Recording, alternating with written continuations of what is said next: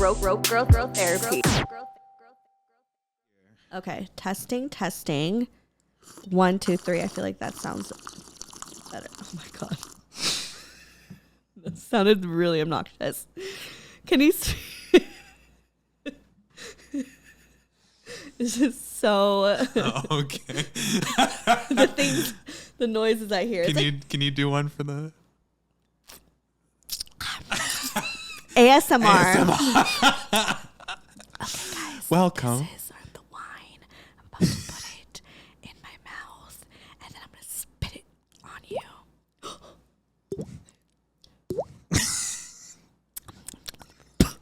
There you go. I officially just. It actually was like just doing that, and then me hearing myself back. I was like, "This is kind of like cool." I got it all over the table. I spilled water everywhere. Oh my god. Gotta lower your levels. Okay. Jeez. Let's get right into it because we've been hanging out for like 2 hours. 2 hours. We did a Whole Foods run. We did. And you got to see my apartment. Okay, the moment I didn't even like step into your apartment yet, but the moment I just like saw it, smelt it, and I felt the energy. I was like, this is Danny. Like this is Danny in a building. You know what I mean? Like it's just everything is like it smells like I burned Palo Santo before you got here. It's what you expect to walk into like your house. Like nothing surprised me. I was like, of course you're gonna have a crystal ball. Yeah, right. Like well, when my clients come here, I've got like a couch. The first thing you see is like all of the cat cushions. And like, yeah. So like if people are coming for the trauma healing or therapy kind of sessions, like there's comfort, but then there's like art everywhere and mushroom painting and and like Palo Santo and like sage. Like I love it. It's very comforting. Like I felt very like, oh, I could take a nap here. You know, could do broke therapy here. I could do broke therapy here. Taking a nap, that's a good compliment. Actually, it is because you can't just take a nap anywhere and feel fully satisfied. Like I could take a really good nap. Sorry. Sleep is like my priority in life. Like I can nap here. Yeah, girl, I can nap here. Yeah. I can lay ahead and shut an eye. For real. And it does take a level of just like vulnerability and comfort to just be able to like do that. To nap. To nap. Big nap energy. Let's get into the introduction, and then we need to talk about ayahuasca. Yeah, baby. We are going to dive in. I'm training. Okay, let's do it. Hi, guys. It's me. You motherfucking know it. Stefanie Maegan, the host of Brook Therapy. And we have your astrologer, Danny motherfucking Santos, aka Astro Daddy. That's right, baby. Hi. Like, have you trademarked that yet? Actually, it's going to be the name of my podcast, the Astro Daddy. So officially, I just claimed the Astro Daddy podcast on Instagram. Yay! So nobody can steal it. Did you follow me yet? I mean, there's nothing on it. Okay, it's just I took the name. Yeah, good. So when is that coming out? Like, what are your plans with that? So the podcast, I'm hoping to have a launch maybe in Scorpio season, so October, November. I love that. But I need to film like 10 episodes up front, so maybe in January. Hey guys, editing stuff here to let you know that Astro Daddy podcast is actually out. When we recorded this episode, it was back in late September, so he didn't have the official release date yet. But if you want to listen to Astro Daddy podcast, you could find it wherever you listen to your podcasts. Okay, so now back to the show. Yeah, you should do just like how I do it, like 2 per person. Or no, that's smart. Or you want like a different guest every episode? I think I want a different guest, but it might, because the premise of the podcast is going to be like reading people's birth charts, their astrological birth chart to them, and then having them tell their life story. So I want to come on. Yeah, girl, I want to have you on. No, we already did mine. That's not people fun. have an idea. Yeah. But you can still come on and we can talk about anything. Yeah. Maybe we could you could do my boyfriends and I could the be compatibility. There. Yes. The sexual, romantic, and long-term compatibility. Yes. Like you guys, you could be like maybe couples therapy because we're like thinking of signing up for couples therapy. So maybe we'll do that. Yeah, girl. We'll plan maybe next month because he'll be coming into town too. I would love that. So astrology will tell you whether or not people are sexually compatible, romantically compatible. Are you meant to have an open relationship? Are you meant to have a relationship where it's strictly monogamous? Like it'll tell you what's going to work for you guys. I think that like for me, like sex is great, but sometimes like I think maybe we're hitting a point because we've been together for 2 years where it's like we're getting in more routine of things. Yeah. So like I think it's mostly my fault. I feel like he's like he's a Cancer. He's like, let's do it all day, every day. He could do it all day, every day. Like it just, and it's great. I wish I had that, and I've always been a sexual person, but I don't think I had that sexual drive that's as intense as like him. I feel you, girl. I'm a Pisces with a Pisces moon, Pisces Mercury, Mars in Cancer. It's a lot of water. Mm-hmm. I could go 5 times a day. Like, no joke. And also you're a man. So I guess so. That plays a part too. I guess so. But like my drive. Right. But there's actually a lot of men out there who don't have that kind of drive as well too. And I think maybe because I'm Latino too. So it's like, you know, the Latin men. You're right. Maybe you're right. We've got the fuego. Yeah. Oh my God, you're right. I know. And you said my Mars is in Gemini, so it's on or off. Yeah, and like I think sometimes I could get so in the routine of things that I would just like get my nut, and he takes a while. Yeah, well, because water signs want to draw it out for as long as possible. Oh my God, he could. And for me, I used to think I was like that when I was single because I didn't have that much consistent. Well, and then someone comes in and they're like, my needs, and then you're like, oh no, it's not about me anymore. Right, and it's also like, but I also don't want to like do something that like I don't want to do, obviously, because it has to be consensual, but like but I don't want to like just be the type of girlfriend that's like, I'm just doing this just to like please him and I don't really want it. Like if I only do it when I like actually want it to. And I'll like let him know like I'm just like I have so much on my mind right now, like I'm thinking about A, B, and C, like I can't even think about having sex. We talked about, have you tried putting the music on? Yes. Did it work? We did it the other night and it did work and it was fine. Did you try the backwards alphabet? Like, here's the thing. Like, I'm having sex. I need to try that. You need to do the backwards alphabet. That might help. But here's the thing. We have sex like once a week. The longest we go without sex, well, not maybe a little bit more, but sometimes the longest we'll not have sex will be like a week and a half or something. I would go crazy. It would drive me nuts. Yeah. But is that a man-woman thing? Do we see the other side being true? No, I feel like the twins are able to. That's true. That's true. There's a lot, I have friends who are like, no, I need it like several times a week, and I'm just like, but twice a day, baby. But also, like, I feel like I'm on like medication, so I just, you know, what they say about like it messes with the drive. Yeah. And, so that's understandable. Yeah. Because it definitely interferes with the sexuality of a person. Right. Because a lot of our sexual energy is very spiritual, very creative, and medication like that is specifically to help you get in touch with like the empirical, logical, stabilized. And that's exactly like where I am, where it's like I have things to do. And I mean, I've told you like in therapy, I'm like off air, we talked about this. So like I'm learning to not be so much of a workaholic. I feel you. You know, so it's like because it's transpiring into a lot of things in life. Because anyways, we're not talking about that. Girl, we can talk about it. Okay. It's broke girl therapy. I know. I'm just been so like rambling. When you're here, I don't know. I just love talking to you about everything. Thank you. Well, they say I'm a Capricorn rising with Pisces energy. So I've been told those placements can be very disarming. So like it helps for my trauma healing business because when people come in and I just sit and stare at them with these doe eyes and I'm like, tell me all of your trauma. Like you're such a good listener. Thank you. I love it. Thank you. Like you are a therapist. Well, not legally, but spiritually. Yeah, a spiritual therapist. Ayahuasca shaman in training. That's where we're leading into that. Boom. So I just want to know everything about it because one, you're training to be an ayahuasca shaman. Yes. First off, what the hell is an ayahuasca shaman?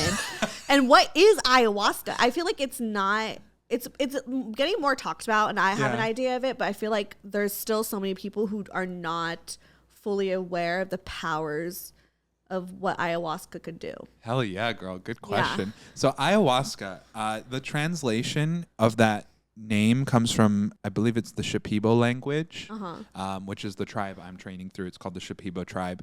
But ayahuasca itself translates to the vine of death.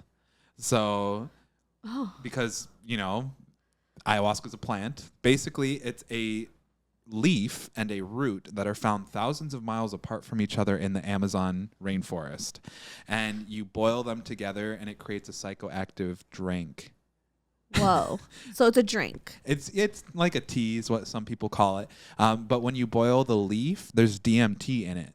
And it's only soluble to the human gut when cooked with this one root. So some motherfucker along the way. Yeah. What like indigenous. Who thought of this? Like priest. I don't even know. Sorry. I don't right? even know. Priest, Not shaman, priest, medicine man, curandero, ayahuasquero, whatever you want to call it. Whatever human person came up, genderless, we don't even know.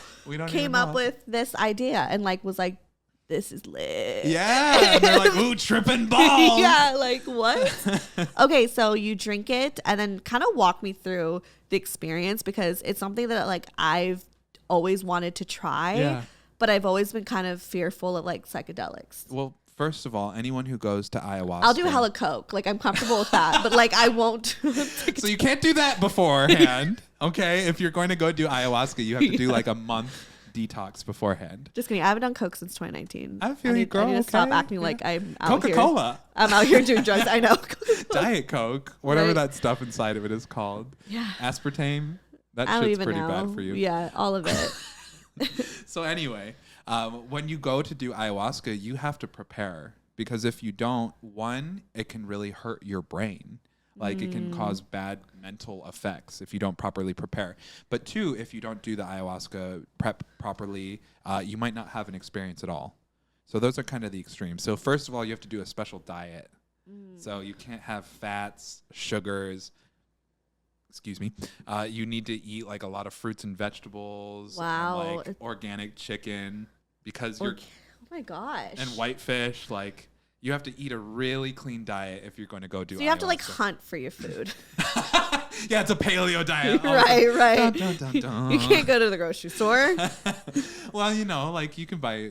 I know. I just don't trust what. Yeah, the organic labels. We know what you're up to. Like, is it? You know, we want it straight from the sea. Yeah. Grow your own food. Grow your own food. Sorry, continue. That's okay. So you have to eat like a really clean diet, and if you're on any kind of like SSRIs, antidepressants, there's a whole list of medications that you have to go off of for an entire month before you go. Okay. Because Adderall? otherwise, I think Adderall might be on the list. And if you got ADHD, I take breaks. Okay. But how long of a break should I like? 4 weeks. That's a long time. I know, girl. But I could do it. How are you going to do broke girl therapy without that kind of little? I just have to have a few days to sleep because the withdrawals are not like. They're so bad. They're so bad. They're really bad. Like, I was on Adderall for a while too. Yeah, we should talk about this. What was your experience with the withdrawals? Because I just sleep. I just sleep a lot. Yeah, I took the extended release. Oh, so I'm not on that. I try was on not the fucking hard shit, girl. I just keep me at 10 milligrams. Like, I was on 30. Yeah, no, I've taken 30 milligrams in Mexico from the pharmacy. Shit. No, they ripped me off. I went up to like one of those like pharmacies because you could buy it like at a pharmacy. And I was like, Adderall, you know, and so they gave it to me because it was also my friend's like bachelorette. So I was like, let's surprise her with drugs. I didn't trust drugs from like those random people. Yeah. So I was like, if I get it from a pharmacy, it's something, you know? Yeah. And so it's just Adderall. It's harmless. It's legal in Mexico to just buy it at the pharmacy. Exactly. Yeah. So I went up there and I just got it over the counter and she said it in pesos and I just like didn't think about it. I just thought like, oh, it's going to be like cheaper than America. Mm-hmm. Girl, she was wrong. I paid for it and it was 30 milligrams. I only had like 10 tablets, like not a lot. Right. And because here they give you like fucking 60, oh, you know, like they fill that shit up. It's like 2 months advance. Right. Like it's very affordable. But I was like, oh, it's cheaper here, whatever. 10 pills. It's like nothing. I didn't even think about it. And I did the math and it was like $250. Whoa, for 10 pills? Yes. Okay, so that's $25 a pill. Yeah, which I feel like compared to what it is, like I don't even pay anything. Like my insurance pays like my insurance free. Covered it too. Right. So I'm just like, I'm used to getting this shit for free or $5 off of like my friend or something, you know, but like holy shit. I know. And I was like, oh shit. So I just spent $250. And you're still taking Adderall now? Yes. But do you feel like it's helping you? Yeah. Okay. And I try to use it on days when I actually need it. Yeah. If I know I'm not doing much that day or I plan to like relax, like I don't take it. I feel you. And there's been like there was a time, I think it was like 2 to 3 weeks where I wasn't taking it and like I just the first part was just really tough because I was just really exhausted. Well, the withdrawal is so intense. Yeah. And like when I was on Adderall, I was taking the extended release, and I would take it. I can't go on that for months at a time. Yeah, that's fucking intense. It's really intense shit. And I became very numb. I felt like oh shit, I didn't care whether or not I was alive or if I was going to die, or like, you know, I'm a very emotionally expressive person. Wow. Well, because at 30 milligrams extended release, that's a lot. Yeah. And then if I had an exam. And how many were you taking a day? Well, I took one of those a day, but if I had an exam or a big paper, I would take 2 in one day. No. Because so I was taking 60 milligrams at one point. Oh my God. A day. I took so when I bought it in Mexico, I couldn't even take the whole pill. I could only take a quarter because it was way too strong. I don't want it to feel like I am high. Yeah. I just want to feel. I just want to get through school, girl. Right. Like that's all I wanted. I wanted a magic pill to help me focus. Right. ADHD is not easy to live with all the time. It's really hard. But I felt like but there was like a balance. I feel like I try to be really good at like monitoring it, you know, and not like they've going off the deep end. And they've always offered like, do you want it to be stronger? Do you want it the extended release? I'm like just trying to keep it the smallest and just like use it when I need it, you know, because at the end of the day, it's there when it's supposed to help you. But of course, it's easy to become addicted to something like that. So I mean, yeah. So I try my best. So people either become like zombies like I was, and like I literally just felt like there's no reason. So when you got off of it, you were like depressed? I felt like there was no reason to be alive. Like it literally sucked like my life force chi energy out of me. And they say Adderall is only one molecular substance away from meth. Have you ever heard that before? Yeah. So it's like taking this every day, like should I stop? I don't know, girl. I'm not your doctor, so don't ask me. But I feel like it's helped me because I've only started around this year, really. Yeah. Well, and also like you're taking a good dose and you're being monitored and like and I'll take like breaks. Yeah. Like I've taken weeks off, but I've done that too. Like I took it, but extended release. I guess but I also had a prescription before that where I was just on the regular kind. And that helped me, but then also I felt like really anxious all the time. And like my sex drive went through the roof, but I couldn't get an erection. Oh, that I've heard that. It was so weird. I hear that about that, like uppers. Uppers do that. I was horny all the time. I like just wanted to fuck, but I couldn't get it up. I guess I could, you know, if you went down to I don't town even get horny. Like been so. That's so common though. So common. It shuts off the sacral chakra, your sexual energy. I know. I should probably stop. I feel like it's affecting. Maybe you need to do ayahuasca. I know. Let's get into that. So, enough federal. Maybe I need to stop. Maybe this is like my moment. You know, maybe let's talk because eventually the goal is for me to be able to serve ayahuasca to other people. Okay. So I'm going to be properly trained on how to help people do that and like talking to your doctor and then like coming up with a plan to then help you do ayahuasca. So if you're like trained, you could like coordinate with the doctor. That's the thing is my goal is to have like my own center for healing where I work with physicians, therapists, etc. to have outpatient, like when you work with me, you talk to somebody to help you healthily like come off of the medication, you know, so maybe they come up with a plan with you 4 months beforehand. Yeah. It's like, we're going to take you down at this rate, monitor your progress the whole time. Cause I'm not a doctor. So I'm not out here trying to tell anybody to do anything with their medical system. Right. You know, the long-term goal is to have professionals in place who know what they're doing so that you can come have an experience where I know how to guide you. So I know what I'm doing. Right. Do you know what I mean? Yeah. So, okay. Cause I feel like, I don't know. I'm sure there's so many people who just take ayahuasca just to take it and like don't even know. And like, I'm sure that could be dangerous. Yeah. It's not a recreational drug. Yeah. It's a medicine. You have to follow a lineage and a tribe and like, wow. You know, it's a very sacred thing. You know? It's like, can you like call your local drug dealer and Hell just no, get a fucking ayahuasca? I'm sure somebody out there's doing Has it. like a mixture of that with like meth or something. Oh my God. Seriously. People are fucked up. People are fucked up. Yeah. And like, I know that there's like a lot of people out there, especially in like the desert and stuff, who are claiming to be like ayahuasqueros. That's just a fancy word for the shaman who's serving it, or the curandero. They're claiming to like have all of this training and they've sat with ayahuasca themselves and all of this stuff, but really like they have no training. Yeah, they haven't even healed their own trauma fully. And this is where like cults and people in power like come in. you know, because you can coerce someone. Right. You could, like, oh my God, that's so scary. It's traumatized. That's where you hear like that. You've also been in a cult, so I feel like you understand. I have. I was in a cult. Yeah, which we'll go through in part 2 because you've been through a lot. But right now, did we talk about the cult on the podcast before? You briefly touched into it, and I was just like, I needed more. Like, we'll go into. We need a Netflix series. Like, an episode of conversation was not enough. Like, good I needed Lord. to understand. I have a friend that like heard that episode and was like, "Oh, actually, I've like heard of that like cult that you're in." It's a fucking real. That's crazy. I mean, never mind. I'm not getting into it because I'll get canceled. Okay, no. But I think actually I did say it last time, but I took it out because I was like, "Stuff." Buttholes.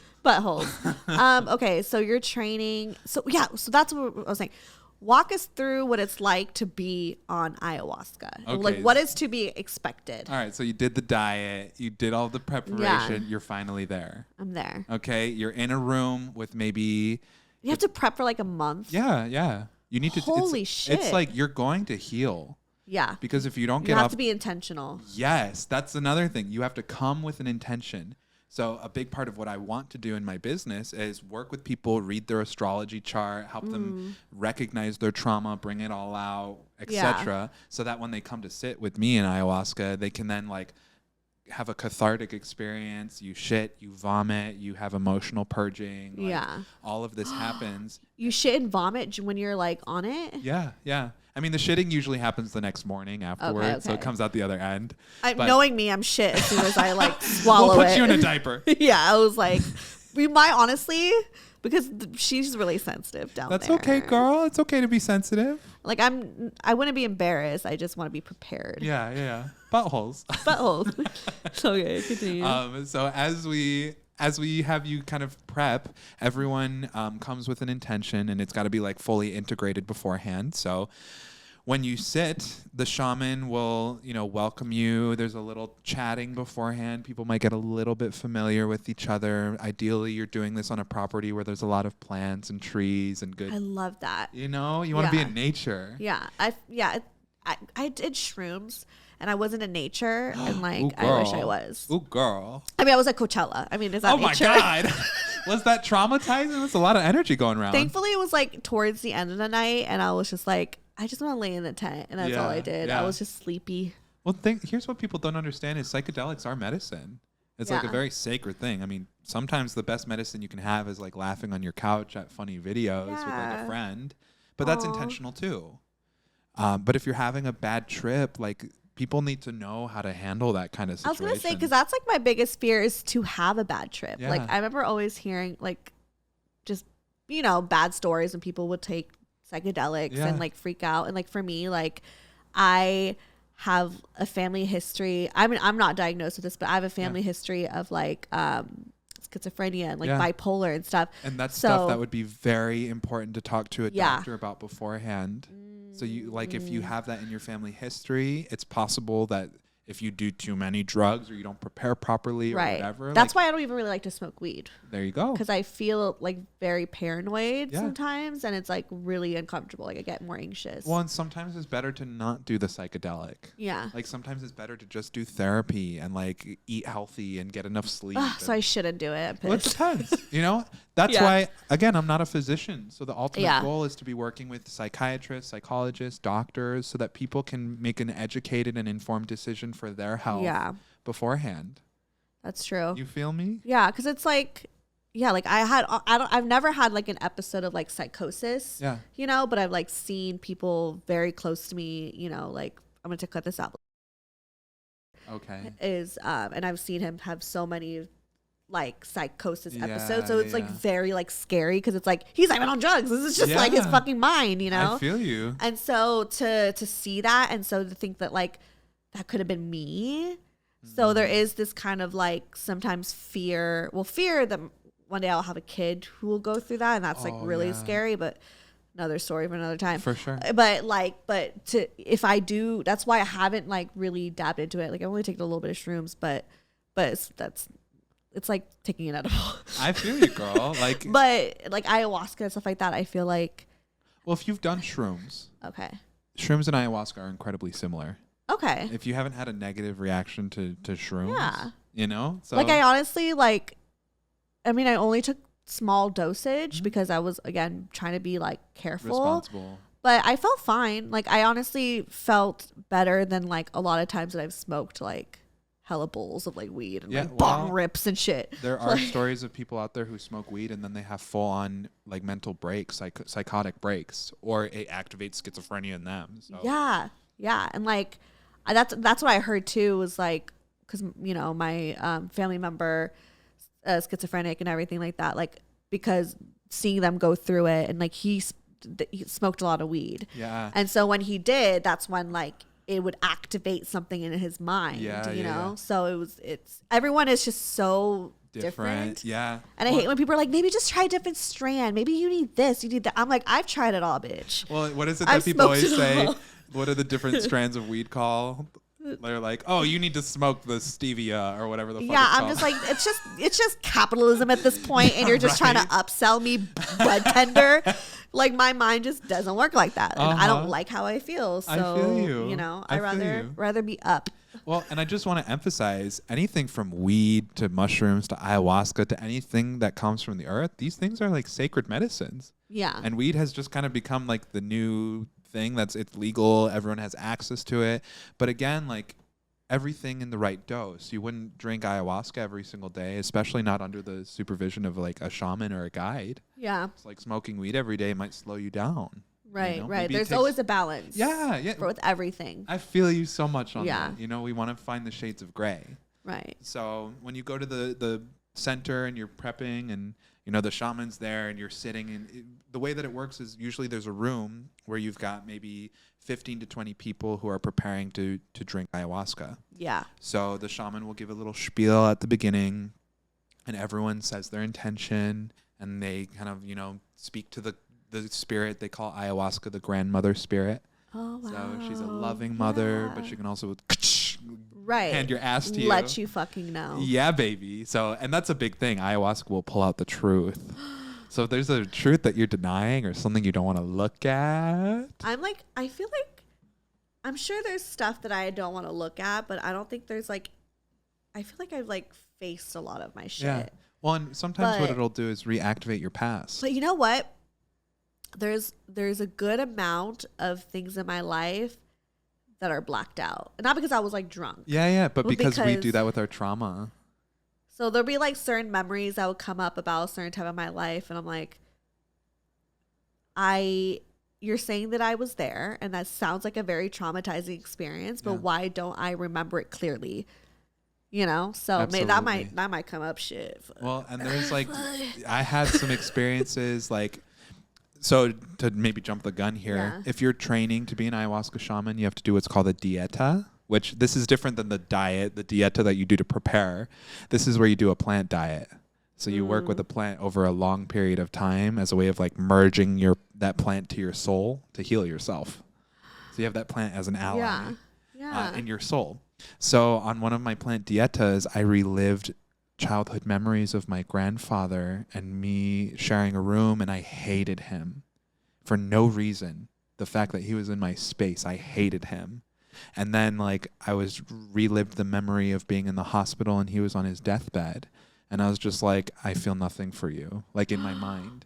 And it was my time to say goodbye to him before he passed. Yeah. And I said goodbye and I felt nothing. And my sister says goodbye, and he like literally came out of his coma momentarily and like spoke to her and then like went back. Like he didn't even acknowledge you. Oh my God. You know, so he and I didn't really mix too well here on the physical plane. And in the ayahuasca, I had a vision that his soul came to me. Oh shit. And he was like, I'm so sorry.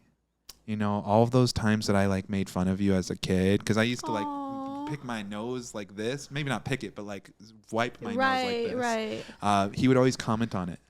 And what the ayahuasca showed me was that was the only way he knew how to relate to me. Right. You know, he just didn't know how to like form a relationship. So he tried by like, you know, if someone ever picks on you, it's because maybe that's the best way they know how to relate. Oh my God, that's like my love language. Yeah. With like my boyfriend, I make fun of him, and he's like, "We want to make fun of me." It's like, it's me and being like because I love you, right? Yeah, like, yeah. So, yeah, I get that. So Yeah. like his soul came to me, and I was the one who held resentment towards him, and he apologized to me, and I was like, whoa, like, and then I apologized to him, and we just had this soul picnic moment where we were like, oh my God, like, and then I like started crying, and I was like, I love you, and like all of the emotions of rejection or whatever that I felt as a kid just like went away. So okay. So what is happening to your physical body in that moment? During that, like really intense psychedelic hallucination, to the point where you might not even be fully aware of what's going on with your body. Yeah. Because during the ayahuasca trip, everyone's actually sitting in the room, and you're not supposed to talk to other people. You're not supposed to touch other people. You're having your own experience. Yeah. And you sit in the dark, and the shaman chants ancient songs. They're medicine songs. So they're called Icaros, and the Icaros activate the ayahuasca. So literally, when you hear the songs, you start tripping. Because the songs are threaded. Yeah, girl, you should do it. The songs are threaded with thousands of years of other people who have sang these songs before you. Yeah. So they're threaded with healing, and there's Icaros for pregnant women, for healing trauma, sexual abuse. There's Icaro for anything. Right. You know, and they're thousands of years old, and these songs fucking work. So. And so are you speaking out loud, or are you kind of laying there with your eyes closed, like? If you close your eyes at some points, you can't really tell the difference because you're just like having a trip. Pitch black. Well, you're seeing colors and things and whatever. But you do the ayahuasca in a dark room. Okay, so like the physical, what's happening is in a dark room. You're not like laying down or anything. Are you sitting? Yeah. Are you standing? You're laying down. Or is everyone a little bit different? Well, everyone's just in this dark room tripping. Yeah, everyone's in the dark room. The shaman pretty much stays in the room the whole time as much as they can. Yeah. And there are helpers. So if something starts really going awry in a room with 20 people on psychedelics and somebody starts screaming their head off, one of the helpers will pull them out of the room, take them aside, help them calm down, maybe have a conversation. First time I fucking did ayahuasca, I puked 4 buckets worth. And they had to take me out of the room because it's like, as you're puking, like if you're triggered by gross puking noises, don't listen to this next second. But I was literally like, like making like these very so it's violent. Like it's disturbing. Everyone else is like, well, not necessarily. It's part of the experience, right? You know, you're like, go get it, Danny. Like purge that demon, right? You know. Wow. So, but did you lose like 10 pounds? I lost 60 pounds in the next 2 months after that experience. In a healthy way? In a healthy way. I went strictly vegan. I was drinking so much water. I was eating whatever I wanted. Maybe I need to do that because I feel like I'm realizing I might have like I always known I've had like a very unhealthy relationship with food, but like I feel like I have some sort of eating disorder that is maybe I'm not like bulimic or anorexic or anything, but I feel like there's so many layers to like an eating disorder, and I'm realizing I might have that because I just have a difficult relationship with food. Well, let's talk about it because ayahuasca helped me heal my eating disorder. I'm like want to tear up because I've never said that out loud. That's okay. I'm so proud of you. Yes, I have an eating disorder too. Oh my God, are we trauma bonding? Yes. Okay. And let me tell you a little bit. I need a tissue. Okay, let me grab you one. Hold on. But I did have broccoli, so that was good. But see, even that, I'm just like anxious. I'm so Okay, so let me talk to you a little bit about eating disorders in general. Oftentimes they're generational. So if anyone in your family, maybe your mom or your dad had my mom just like never, like there was a phase she like at first we were like well fed, it was fine, and then like when they divorced, God, are we on ayahuasca? We're fucking well, you know what, I've taken ayahuasca 22 times, so basically I'm like we're like invoking ayahuasca. We're having the cathartic experience. We're here. But like she like, you know, when people like we go through divorce, breakups, whatever, like you like want to get fit and healthy, whatever, she just like stopped eating. Wow. So it was like, and I was still living at home, you know, and so like there was just never food in the house. So it was just like, and then like the Filipino culture, like it's just so toxic when it comes to like food. Body dysmorphia. Yeah, like I think body dysmorphia is like the biggest thing for me. Yeah. So. Oh my God, I'm so proud of you for being vulnerable and sharing your feelings. Totally. But once again, eating disorders are often generational because our body. But I don't even know if I want to like call it that. I don't even know because I don't even know like. I don't know. Because it's not like I'm throwing myself. I tried bulimia. I tried it too, and I couldn't do it. I couldn't do it because I just like, I'm not good at keeping a schedule. I feel you, girl. And I didn't like the way it made me feel. Yeah. But I tried it. I was like, all right, like, you know, I would try to get into it. It was like, but then I just wasn't. That's hard. Yeah. First off. Of course. Well, so, and this is what I do in my practice. I'm a trauma healer. Yeah. So I talk to people about what's going on. And ayahuasca is a good teacher to help you deal with trauma. So my mom had an eating disorder. She was bulimic for 10 years when she was a teenager. I don't think I've ever, my mom threw up or anything like that. But to hear that she drastically shifted her relationship with food after the divorce. How old were you when they got divorced? 16. Okay, that's a very malleable age. And I like started, you know, like I used to say like, oh my God, I gained so much weight at that time. And I was like, no, you were just becoming a fucking woman. Like growing boobs and ass. Yes, like I'm just developing. Like I'm not gonna look the same as I looked when I was fucking 13. Like, you know, God bless some people, they do look the same, but like every body type is different, and that's just not what I was meant to like continue to look like, you know. And so I didn't understand that, especially if you think about it, like early 2000s, the beauty standards and white, skinny. Yes, like Hillary Duff, Brittany. Abercrombie Hollister. Yeah, like you want to be the skinny blonde white girl, and like with your low rise jeans. Like no one wore high waisted jeans back then or leggings. That wasn't a thing. You didn't have options like that. Yeah. So it just like because I wasn't 90 pounds and I was only like 110, it was like, oh my God. You know, it was just the body dysmorphia really just. I can relate so hard, especially being Latino, like Cuban. We come from a culture of eating. My parents were both very obese, you know, which led to all of us 3 kids being obese. And then they had surgery recently, so now they're super skinny. They took the Virgo way, you know, medicine and you know, healing it that way. Can you pass me the wine? Yes, absolutely, girl. We're going in. Congratulations, your first crying episode with me. Yes, if you can make an Aquarius cry, I've done the impossible. I've cried a good amount of times on this show, but I don't just cry with everyone. I'm so honored. So the fact that I like teared up with you is truly an honor. I appreciate you. It's about to happen, I guess. But a little bit about my eating disorder. The way that it looks like for me is, you know, being an overweight boy my whole life, like I would just binge eat like crazy until I couldn't stop or I got so full, and then I would shame myself and not eat for a few days. So it was a really serious binge and then fast and binge and fast and really weird push-pull and like eating. My favorite thing to do was to listen to true crime at 2 a.m. and then go to like a 24/7 fast food restaurant. Yeah.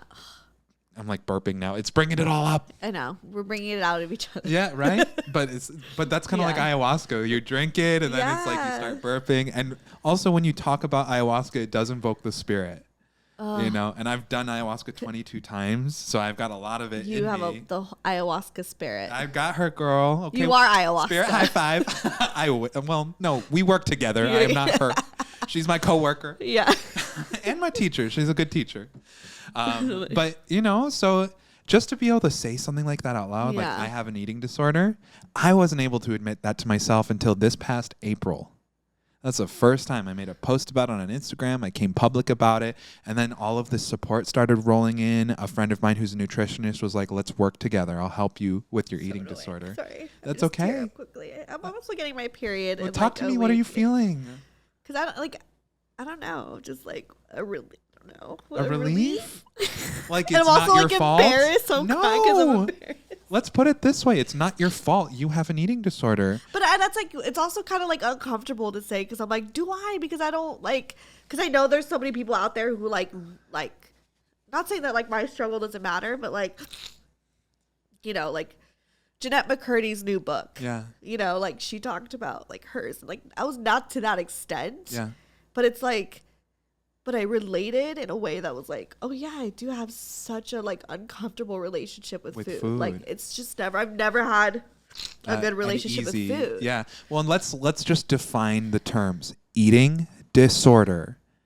It's not like we're saying eating disease or anything. You just have a disordered, it's out of order relationship to food. There's something in there where it's not in order. That's it. That's it's so out of order. It's either I eat too much or I don't eat at all. Girl, literally my same struggle. But it's like the only time I lose weight is if I'm not eating at all. Like, but that's your body's thinking that that's the only way it can lose weight. So you have to regulate and, So I could easily lose 20 pounds if I just didn't eat anything. Just eat popcorn for weeks or something, There was a point where it was, I think towards the end of the year, last year, where I was kind of getting, and early this year, it was kind of getting bad. I think I was I lost 20 pounds, but my roommate Jess was like, Steph, you don't eat. Cause she just moved in she just moved in at that time, and she was like, I realized you don't ever eat. Did you have lunch today? Did you have dinner or anything? And I'm just like, what are you talking about? You're just always in your room. You don't notice. But I'm like, yeah, I didn't eat. Okay. So. Well, and I can relate to that. You know that I don't keep food in my fridge because I don't want to be snacking at nighttime. But now I eat at least 2 meals a day. I eat only healthy foods. I had to cut some things out of my diet, but there's a million different ways to approach it. Some people think you should be able to eat whatever you want, whenever you want, and just monitor that. Some people think you should get rid of stuff. You have to find what works for you. Yeah, I know. I think also when I was really struggling financially, it was good excuse to save money. Don't eat. Yeah. It was just kind of okay, just.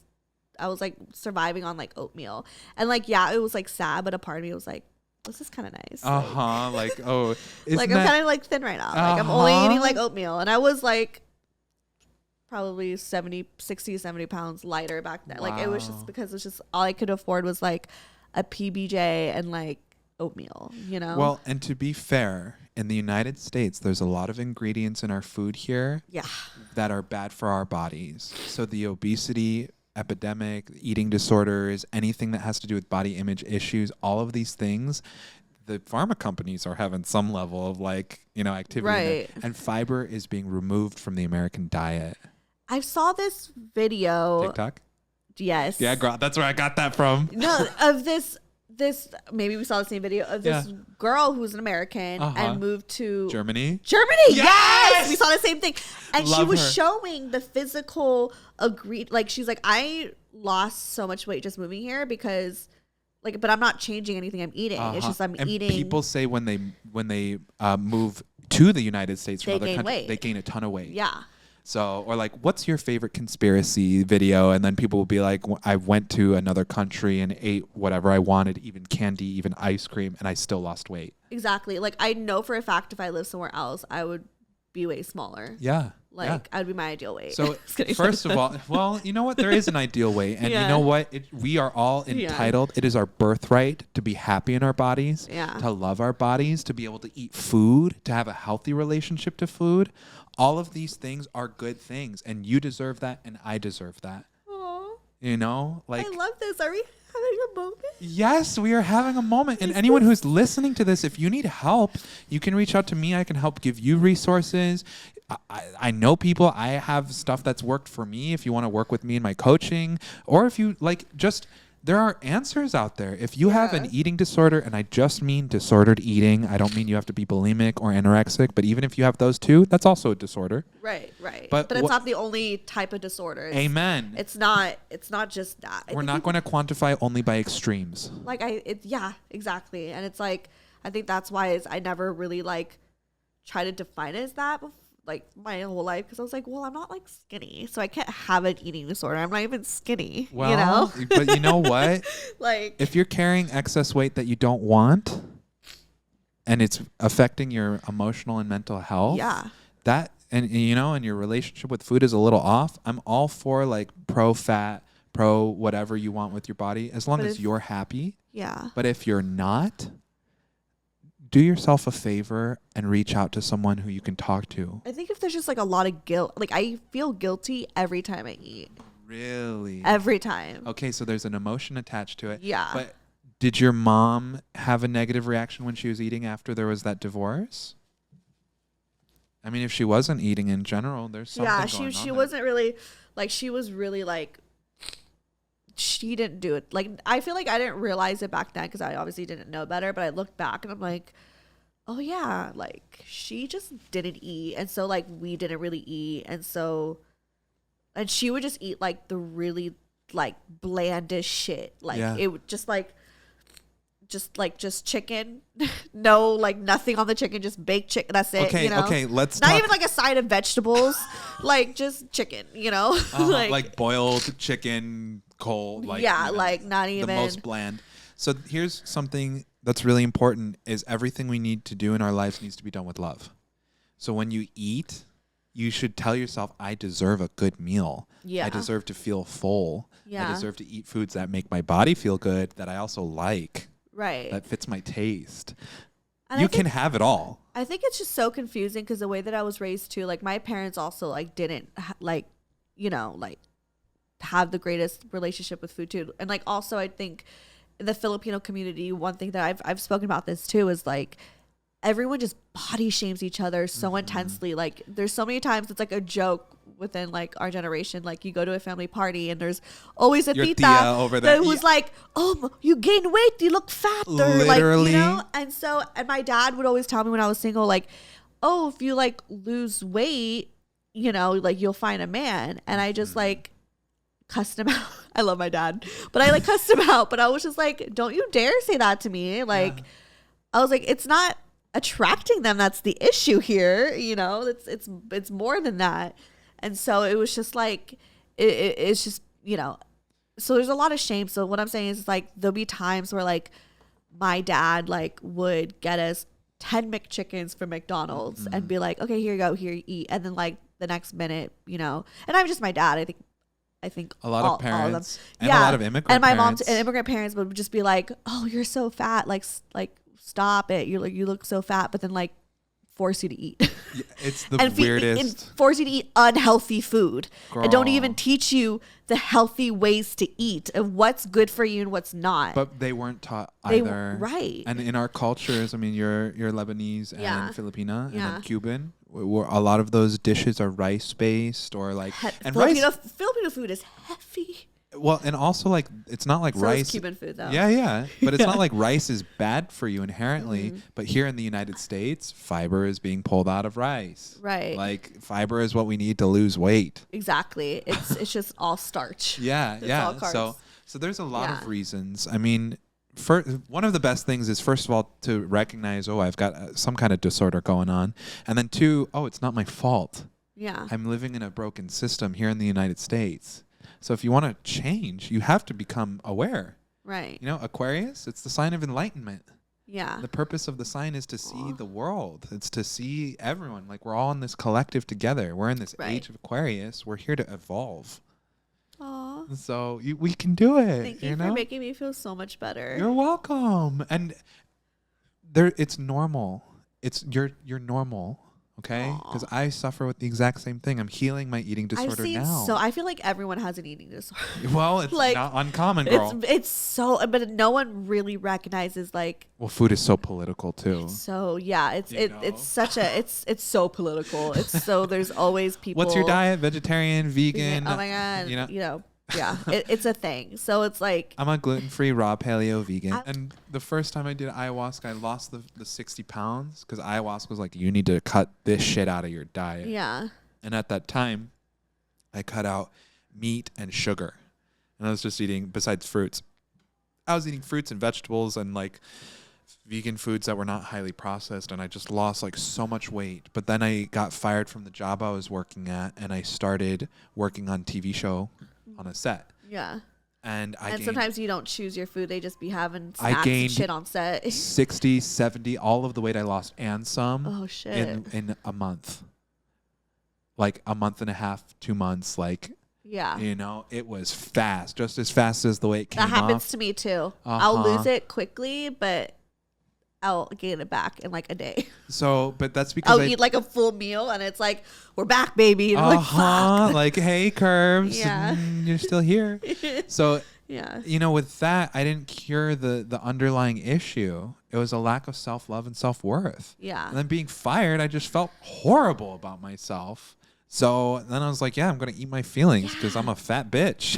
That was me too. Like when you're depressed, I was so jealous of the people who were like, oh my God, when I'm depressed, I don't eat. Like I don't eat when I'm depressed. I'm like, all I want to do is fucking eat when I'm Stuff depressed. myself Like, with my feelings. Right. I mean, maybe when it's like like when I get a fresh heartbreak, like I find out he cheated that day, I can't eat that day. Sure. But like once it kind of I eat a lot. Yeah. Well, because in our cultures too, food is celebration, food is mourning if someone dies. Yeah. Like, you know, food is just such a blanket thing. Right. And it's such a major part of like Filipino, Latino, Lebanese culture. Yeah. So, you know, we're kind of set up and conditioned in these ways. Now you mix that with a culture that's got food that's not healthy for you.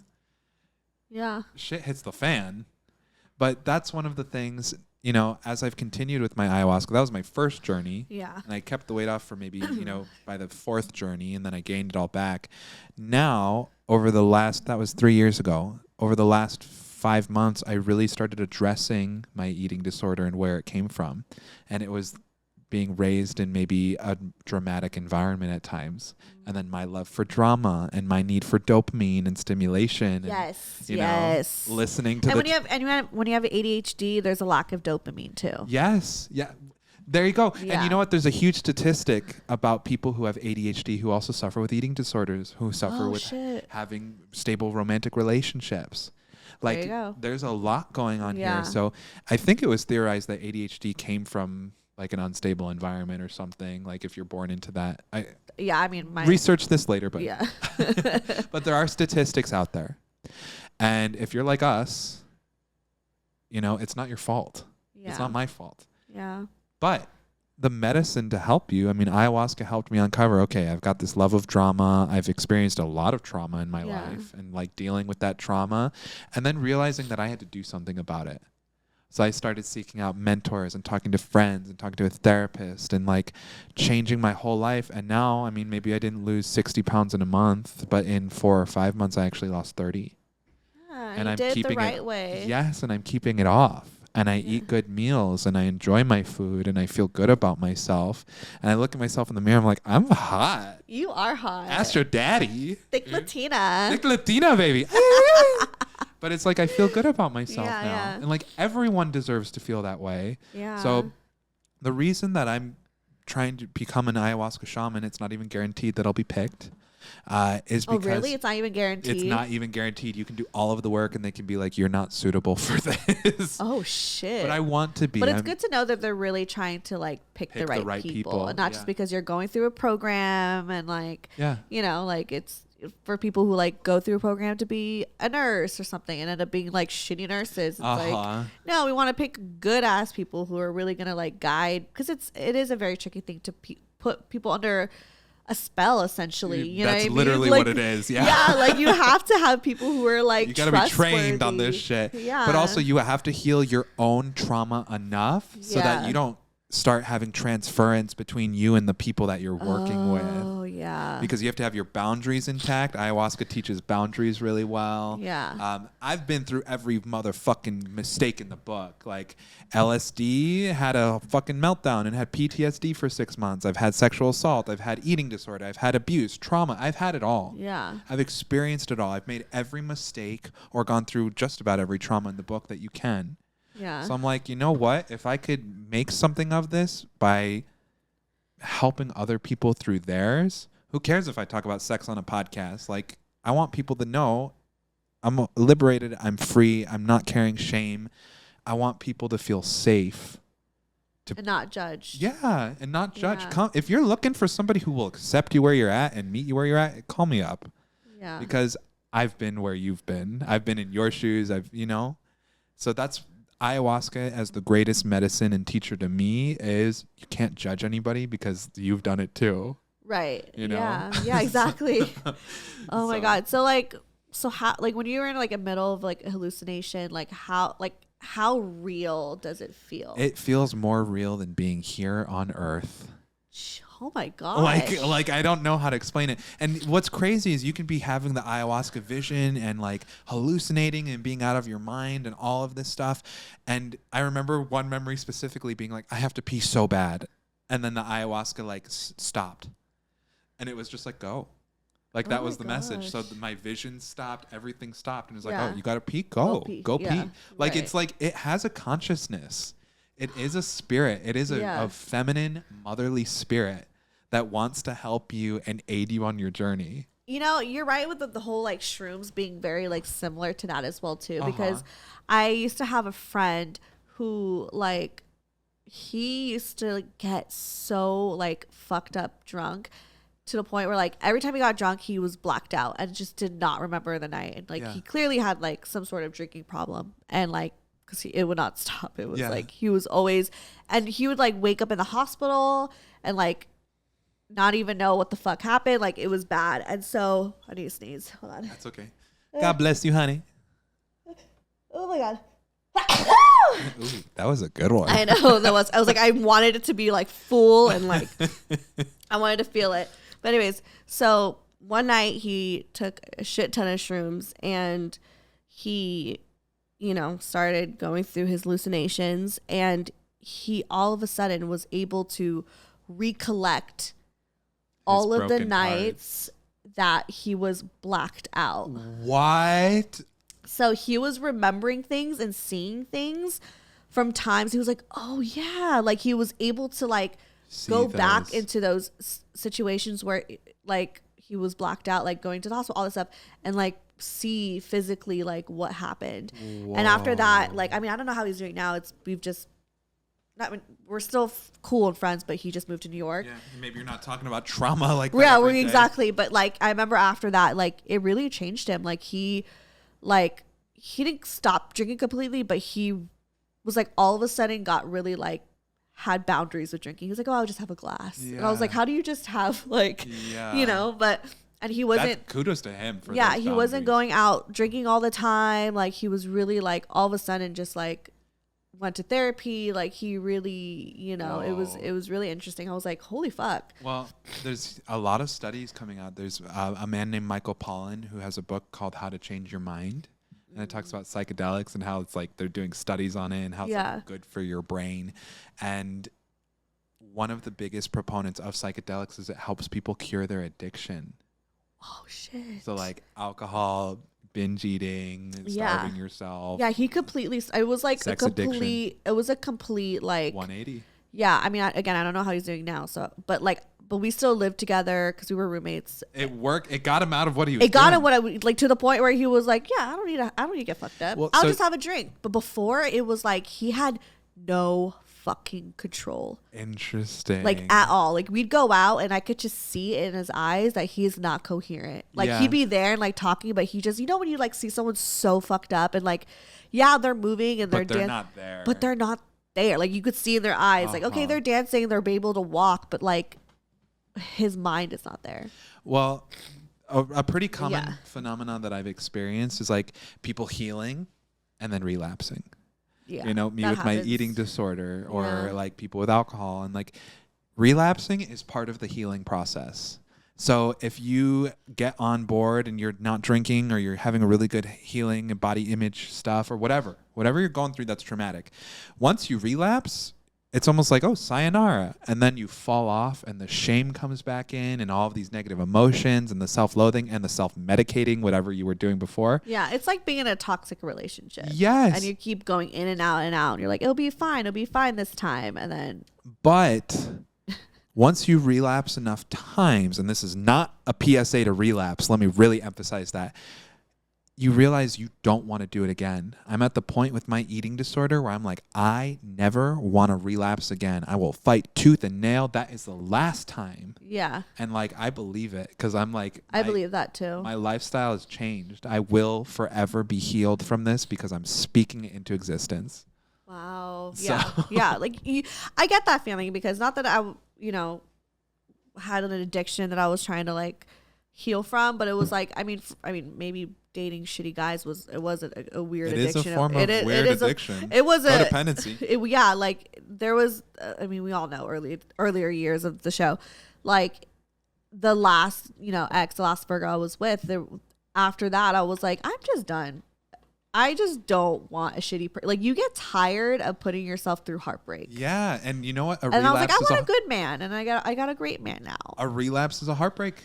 It is. It's just breaking your own heart And I guess that's what a shitty relationship. Exactly. It's a shitty relationship within yourself versus another person. Booyah! Yeah, it's the same thing. It is the same same formula, thing. just different scenarios. Yeah. So, so that's, if you're struggling to stay consistent, just know, like, I struggled with a really horrible sex addiction. I was hooking up with 4 dudes in a day.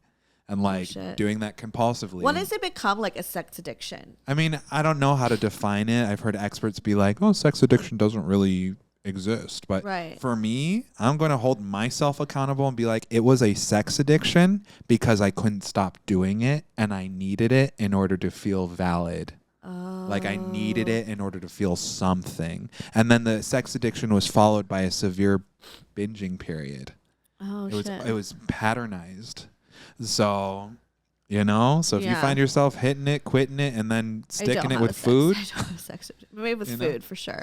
But anybody in general. Hot Cheetos. I think I really have an addiction. They're so good. But you know what? There's not good stuff in there. They make you addicted. There's definitely formulas that like make you addicted to that shit. There's people in chemical labs like looking at this shit and thinking, how can we get that rat to be addicted to this piece of cheese? Because it's all about capitalism. Oh,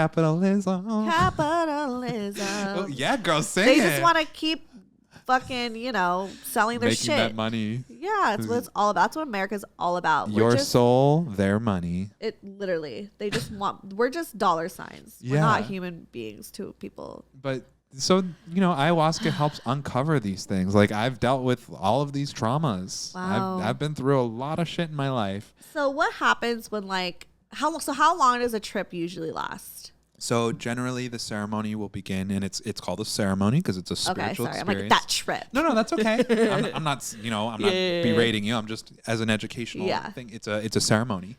So you sit down for the ayahuasca ceremony. You have to have a shaman there. Okay. You can't do ayahuasca without the presence of a shaman. I would love to have a shaman. I cannot just do fucking ayahuasca girl, in my apartment. Baby girl, okay? Because then the spirits don't even know how to find you, and then like demons can attack you. Like they believe that. Oh my God, I'm so scared. So you need someone who can hold their shit. That's like my biggest fear is like demons. Well, you need someone who can hold their shit in that during the ceremony as the medicine person. Yeah, no, that's so scary. See, that's my biggest fear is just like when you have a bad trip. Like what happens when you do have those demons do come and like you feel like possessed? Because I believe in that shit. Like maybe I'm not the most religious, like going to church every Sunday, but I believe in fucking demons and shit and like bad energy. Like even if they don't look like those fucking characters you see in a TV show, like there's bad energy out there in the universe. Well, and like I'm scared of that. Yeah. And I one of my ayahuasca trips, I relived a sexual assault where I was attacked. Ugh. And all of those emotions came back up, and like the act of being attacked, I felt like that was the opportunity for a quote unquote demon to enter me. And I was carrying around this thing with me. And did you get exorcism? Basically, yeah, the ayahuasca took that shit out of me, but that was on one of those diets, the dieta, where you do it for an extended period of time. And from there, I had to face the drama, the fear, the sadness, reliving it all for about 2.5 weeks afterwards. I was in a state of shock. But that shock no longer lives in my nervous system, and then that's when I started healing my eating disorder. Wow. So this is why I'm saying you can't just go do ayahuasca willy-nilly. You need before, during, and after care.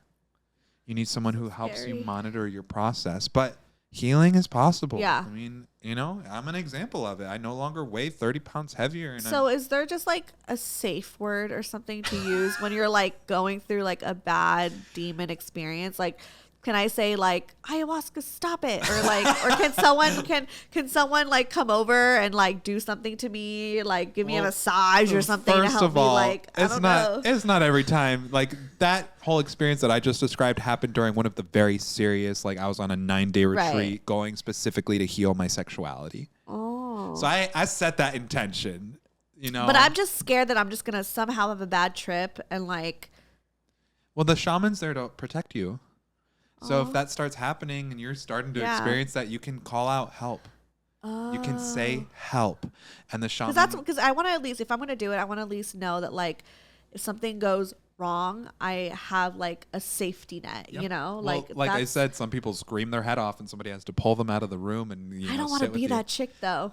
It's men that happens to. Is it really? Yes, it's because they're the one that have more built up emotions. They've got more ego is what it is. I feel like I've like released a lot of majority of my emotions. I mean, there's still things I need to work on, but like I don't think I'm like, you know what I mean? Like I feel like I'm not that built up with things I've talked about, even my sexual assaults and even my trauma with my parents, like, you know what I mean? So, but there are, of course, some things maybe I haven't really fully talked about.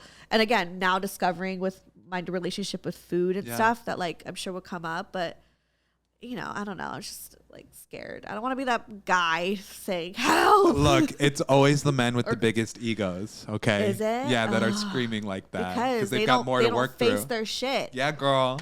But when my you're ex having needs to do the Virgo. The Virgos need to do ayahuasca. So when my boyfriend needs this too. I feel like his cancer. He keeps saying how he wants to do do it together. We're all we're gonna be your clients. Yeah, girl. Well, we're already friends, so that's true. So that's a great relationship. We already have a relationship built. You guys are gonna meet each other at the show, so we'll talk about this. I know him. he loves you too. I love you, Brian. He's such a huge fan of yours because he's all about this spirituality. He's a Cancer. Sure, yeah. I'm Pisces. Like he just loves it. So yeah, no, he would love to like talk. All my friends want to meet you.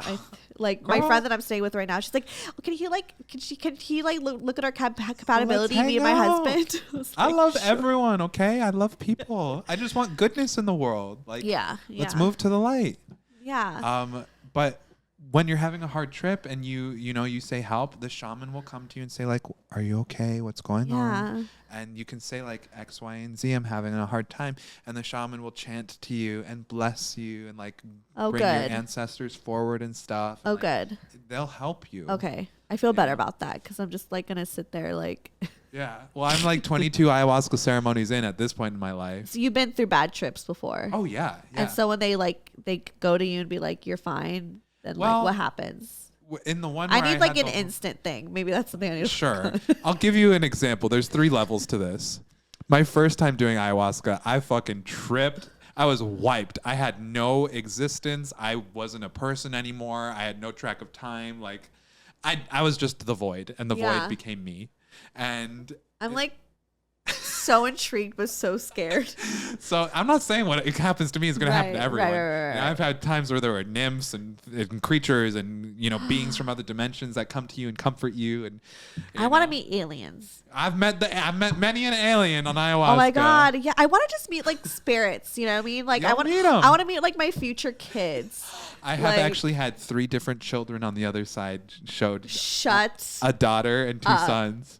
And one of them's named Thomas and I named my tree outside my apartment Thomas after him. My tree. Yes, the tree I planted. That's why you have a connection with that tree. Maybe it is Thomas. I think it is, and he has 2 heads, and he's like a Gemini, and Thomas would be a Gemini if he was my son. Okay. How do you know? In the eye of vision. Okay. I was shown he was a doubting Thomas. He was a Gemini. That was what I was told. Okay. So you trust the spirits. I trust them. Yeah, and then the other one was named Chris. I'm like, how do you know? I have my children. They're already on the other side. I want to meet my kids. Oh my god, what if they're like, no kids for you? You never know. Some people do ayahuasca to help them get pregnant if they're having difficulty. I'm not trying to get pregnant. No, I'm just saying. Like there are plant diets you can do where it helps your fertility. Okay. Well, once we get to that point, we'll see. But I'm just like, I don't know. I can't wait to be a mom. And I just would be such a good mom. I'm just so excited. I just want to like hang out. Yeah, girl. I think I don't know who they are. Like what kind of person they're gonna become, like we should look at yours and Brian's birth chart too to see like what sign would be the best child for you guys. A Gemini, just kidding. I think a Capricorn because it's your destiny sign and it's opposite of Brian's sign, Cancer. My dog is a Capricorn. Yes, I know. Destiny. And my cat's a Virgo. Oh, you have the thing. You got the Virgo thing. August 22nd, that's Virgo, right? Yeah, that's my half birthday. Oh my god. Your cat and I are opposite signs. Gosh. Like, can cats, like animals, be like astrological? Yeah. Wow. Yeah, their personalities. And then if you have a whole litter at once, they say different animals will live out different part of the birth chart, or that's crazy. You know, or like with twins. I feel like my dog he's really old now, so he just doesn't really have much energy, but like he's so smart but so shady. Ooh. Like he's kind of like the Capricorn? Yeah. Ooh. Well, Capricorns are a little shady. Yeah, no, he's definitely kind of shady. Like, and they're not even ashamed of it. They're but like, loves and hard. What? But yeah. like, but also like needs, but well, you know, he just knows he could like walk all over me. Yeah, he can rule the world. Yeah. Capricorn things. Yeah, he'll like present himself as like, oh, look at me, I'm an old dog. And like, then he oh knows. And then like as soon as you're not looking. Capricorn. I'm gonna go right. Yes, so shady. And I remember I told my my boyfriend when we first started dating. He's like, "Oh, he's so cute. He's just like old." I was like, "Yeah, but he's like shady." Ooh, he's like, "What do you mean?" It's because he's a Cancer and your dog's a Capricorn, so they've got like friction yes, between the two of them. They have so much friction. So maybe Capricorn won't be the best match for your child. Because they'll just be like, but it's your destiny sign, so it pulls you in. It's maybe they'll have a Capricorn somewhere on their chart. Yeah, like Capricorn rising, so it puts Cancer in the 7th house of relationships. Okay. So that would be good if we could plan the exact time of day that your child's born. C-section. Yeah, no, honestly, does anyone just like try to plan when to conceive? My sister had me pick the birthdays of both of her kids. And did they actually land?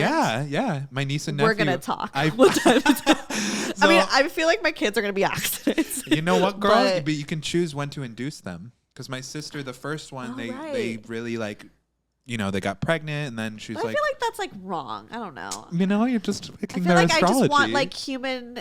I want the stars to pick. Stars to pick. You don't want Danny Santos to pick. Baby. I mean, you can help me choose when to conceive if I want, like, you know, a Capricorn, like or whatever. A Libra like, okay, or something. Right. But, like, I feel like inducing, or like, I just feel like that's like. You don't want to go the unnatural way. You want the vagina to kiss the child as it comes out for all of those good, like, microbiome nutrients or whatever. I mean, I don't know. I'm not thinking that it's like, a thing. Look technical. it up. Like, I didn't even know that existed. It's a thing. But I was a C-section, so I don't get that. I would just allow the whatever's meant to you know, like, we could plan it to a certain extent. I also just feel like things don't work out when I totally try to plan things to the T. Yeah. So I think it's always better for me in my life to just be like, okay, I want this, but also allowing the universe to just give it to me the way that it's supposed to. Yeah. Like, I don't want to like mess up what's faded. Yeah. Well, and you know what? I feel like I did talk with my sister. We're like over. Oh my God, it's over an hour. We really went. We could just do a part 2 to this episode.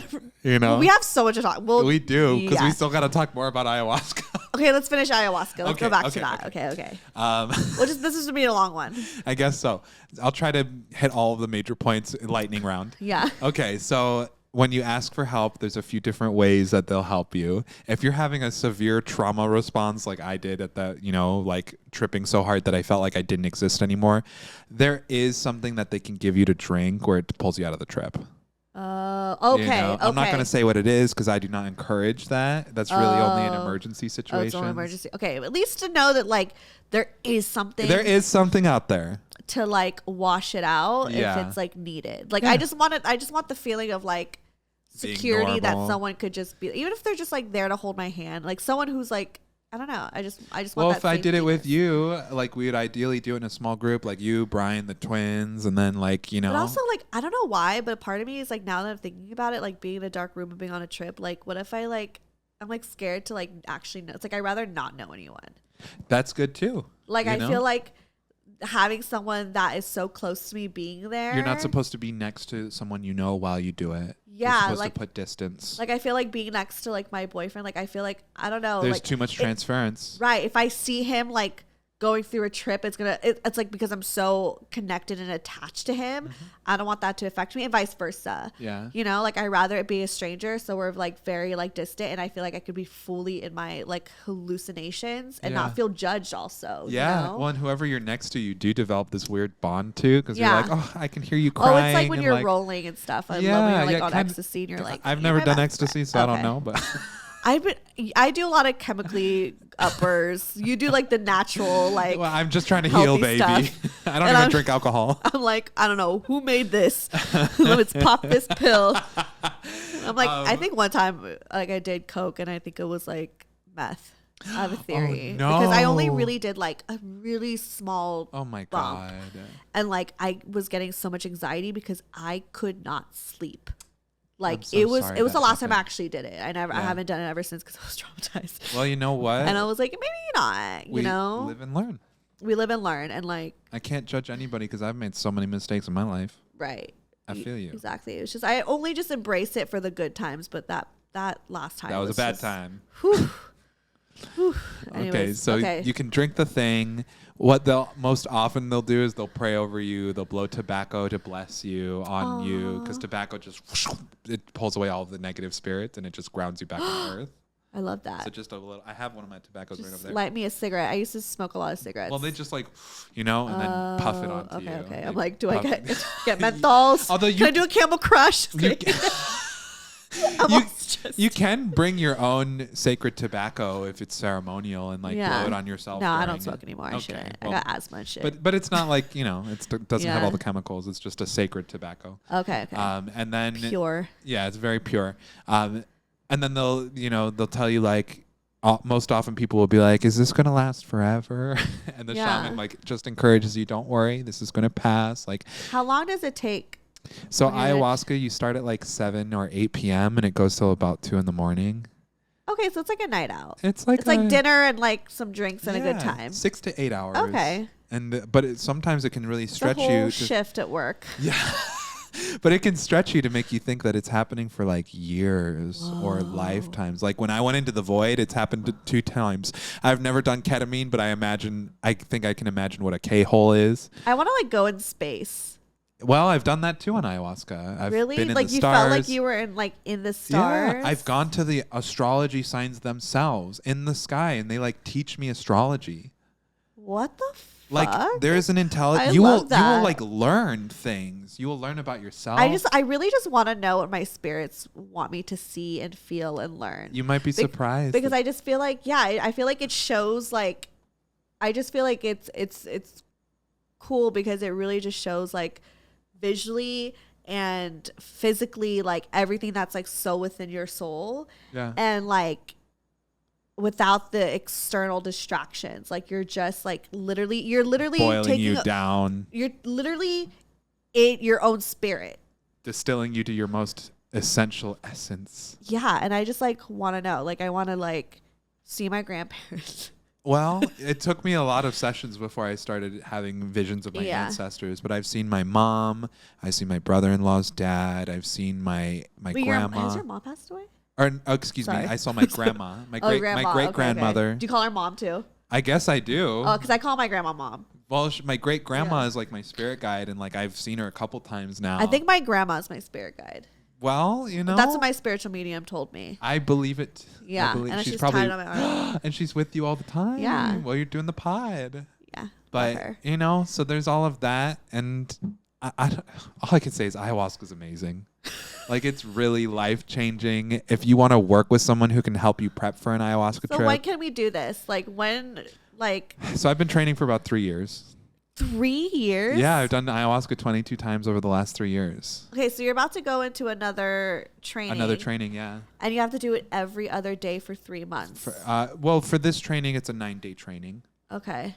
So when you do these, you do it every other day for 9 days. So I've done 2 of these trainings before. This will be my 3rd one. You pick a specific plant to merge to your soul to like grow. So I don't talk about my plants because you're not supposed to. Do you ever just like not feel like doing it? Like, not today, but I guess I have to because I have to take this class. Sometimes because you're, you train to become a teacher. At the same time, you're simultaneously healing yourself. Yeah. Or like, do you feel like because you did so much around the same time, like how does it feel to do it? Like you don't want to do too much at once, like too often. Okay. Because there is what's known as integration, where you have to like take time to like. I couldn't jump right back in after my traumatized, reliving my sexual assault and healing my eating disorder. I got the assignment. Right. You're like I know. I Right. got the We've assignment. received it. I knew what I needed to work on, and I Right. worked on it. And then I went, the next ceremony that I did after that, I went with my sister, and she was experiencing all of this really intense turmoil. And since doing ayahuasca, it's really removed a lot of her horrible experiences as well. Like, it's healing her too. So the ayahuasca always tells me, Can I'm we like, do it tonight? yeah, girl. The ayahuasca always tells me, like, I got things to do tomorrow. I ask, I'm like, how can I help other people? And the message is always bring them to the medicine. Yeah. And also, like, you don't need ayahuasca to help people, but if you want to help them on this level, bring them. Right. So maybe I can bring you and Brian, or. Oh my God, I would love to. And I know he would love to. Like, I feel like not to talk on behalf of his trauma, but like, I feel like there's things he needs to Everybody's unpack. got trauma, baby. Like, he definitely like has his struggles with anxiety. So I think he like needs to like relinquish. handle that. Yeah. Well, and you know what? Doing ayahuasca once is not going to fix everything in your life. It's just going to start the healing process. If you're really committed to it, you'll keep going. And like, healing doesn't happen overnight. Healing happens, like, you have to be, it's not just ayahuasca, it's the integration afterwards, like going to therapy, eating healthier, exercising, going for walks. He's definitely changed his life, because he used to be like about 500 pounds and he's lost like. That's right. You told me that before. Like about 200. Yeah, he looks good. Brian, you look good. And he's still like, like losing weight and like taking care of himself, like he's lost like about 200 pounds. Like it's fucking crazy. So yeah. And oftentimes that stuff's just generational. You're like, he looks great. You're like, I'm a thick Latina. I'm a thick Latina, Brian. Call me up. Although, since now that I'm training to be. I love that you're like hitting on my boyfriend. No. But now that I'm training to be an ayahuasca shaman, I have to stop having hookups. Okay. So I can't, it's something. Danny wants to hook up with my boyfriend. No. Cheers. Okay, cheers. You just want threesome. He's a cutie. I love you, Brian. It's so funny. But you have to, there's certain things that if you're going to be a shaman to guide other people that you do have to give up. Yeah. Like, you can't eat pork. And girl, I dig the pig, so. He doesn't really eat that. Oh, actually, no, he likes bacon. Well, he can eat it. He's not training to be a shaman. Oh, that's true. I'm just saying I can't eat it anymore because I'm training to be a shaman. Right. Well, there's actually a lot of that. I think that's where my mind went through. Is there's actually like common in the Black community that not a lot of them like eat pork. Yeah, because like supposedly unclean, or like Jewish cultures. Right. I don't know why. I was just like, oh, that's a common thing between all my exes. Interesting. Very interesting. But, ayahuasca is an incredible tool for healing, especially trauma healing, or to get to uncover. It will not heal you, but it'll uncover what you do need to heal, and then it'll help you to continue to heal. But it's not a be all, fix all, end all. It'll just help the process. Yeah, I think it's a way to actually physically see it and experience it, relive it on a cellular level. Like, to literally, because I think a lot of times people don't really know what they're going through unless they actually see it. So they need to have a medicine like this to make them feel like, to actually experience that again and be like, this is the issues you have. So it makes sense. And it's like, it's so scary to think because, there's the mental health aspect of it, like I've talked about, and also because it's, it's like, it feels so physical and it's so spiritual, but a lot of times people, are like maybe not in touch with their spirituality, and they're like just simply science and but there's a science to this too. 100%, baby. Michael Pollan, How to Change Your Mind. Read the book. Watch the Netflix series. I honestly, from so many people, I've just heard really great things. I've never heard anything negative. So, let's try it. Let's coordinate. Yeah, we will coordinate, girl. We'll figure something out. It's that agent of transformation and change. Rome wasn't built in a day, and neither was Beyonce. Exactly. Beyonce fucking put in the work. Yes, she did. And ayahuasca will help you too. Yes. Imagine Beyonce did ayahuasca. I wouldn't be surprised. Oh my God. Who knows? I mean, she's very Maybe she has. She's a Virgo though. She likes control. She does like control. So she loves control of everything. Yeah. So, as if I know her. I'm like, Beyonce totally loves control. Hey, Lady B. Right. But if anybody's listening and you're interested in learning more, or you want to talk about how to start prepping for a ceremony, hit me up. Yeah. I want to educate people.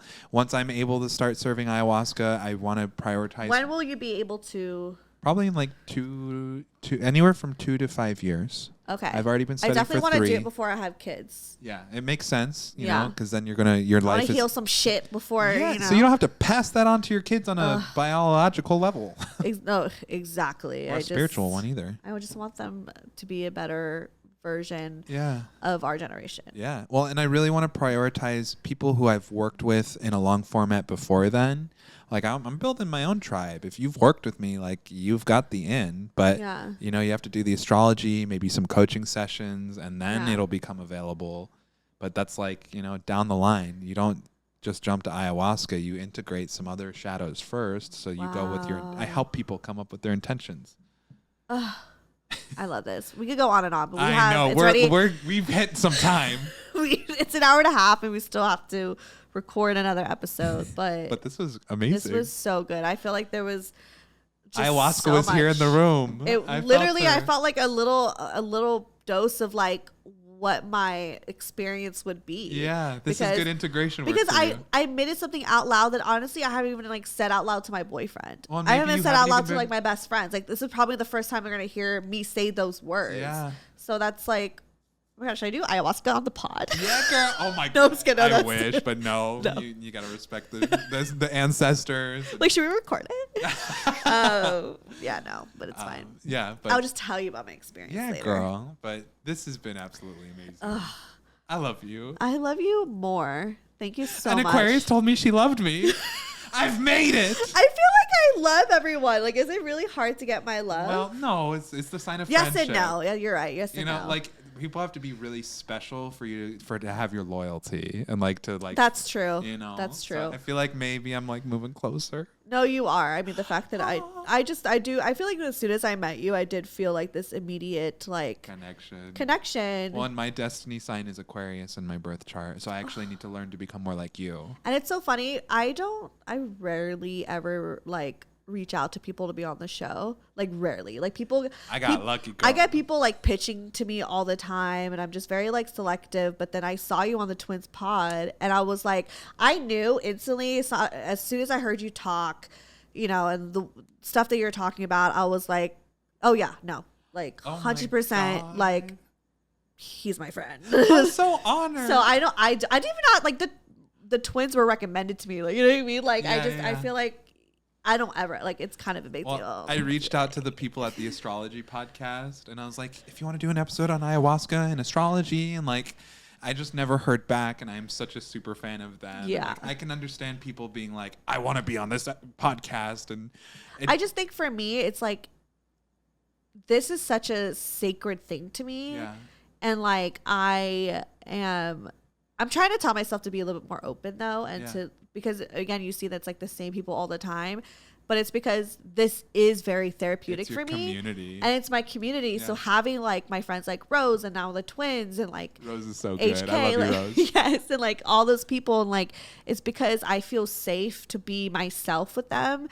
And that it's also like not something for clout or whatever. It's like, it's just so like, it just feels good. Yeah. So well, if you're going to record a whole damn episode, or like we're doing back to back, right, 3 hours, you have to feel comfortable. You have to feel some level of connection to somebody. And like, as I'm preparing to do my own podcast, I'm like, who do I want to have on? Yeah, I get anxiety before it's someone new. Yeah, I recorded 2 episodes already, and they're people that I'm super close with, and I was still anxious. Well, because you're new at this. Well, like true.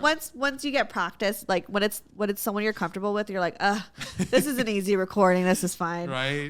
We're just hanging out. Well, you literally just coming over with all your stuff. I was like, this is amazing. Yeah, like this is fun. We're just hanging out and recording it. That's it. Broke out there. But when it's someone new, I like have to like mentally prepare myself, because I've been at times where maybe it just didn't show, like, you know, like when people listen to it, but like where my anxiety was so bad to the point where like I don't even edit the episode. I've told my boyfriend to edit a couple episodes, because that, like, even just listening to me from that day, even though it doesn't sound like I'm anxious, I remember how you felt, how anxious I was. I can identify with that. And it was just, whew.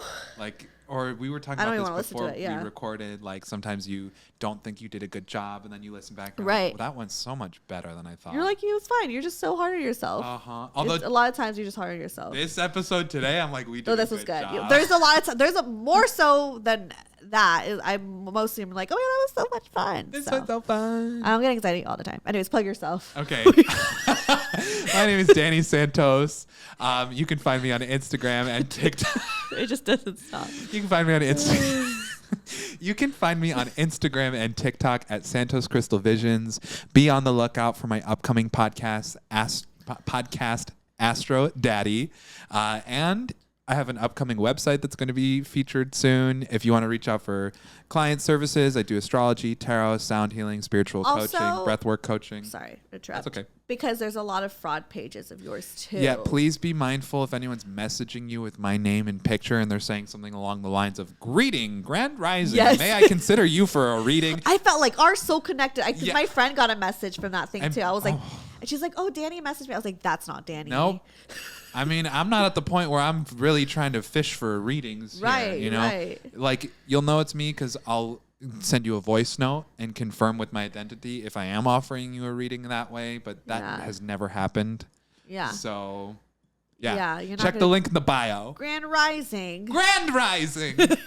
Might I consider you for a reading? The spirits and ancestors told me I've got things to tell you. It's so... Girl, your ancestors are not hitting me up on Instagram. And they'll even use like the videos from our show. I'm like, I know. What is wrong with these people? Who are these? Do you figure out? Like, I feel like they keep... Sorry, it's probably like... people from other countries. So they're third world country. Or I don't even know if they're third world, but they're people from like Saudi Arabia or Africa. And I've had and the only reason I know this is because they've messaged me like taunting me, speaking other languages. I saw texts or like messages in a language I couldn't understand. So it's not anyone I know. It's just people from other countries who are doing this on a mass scale.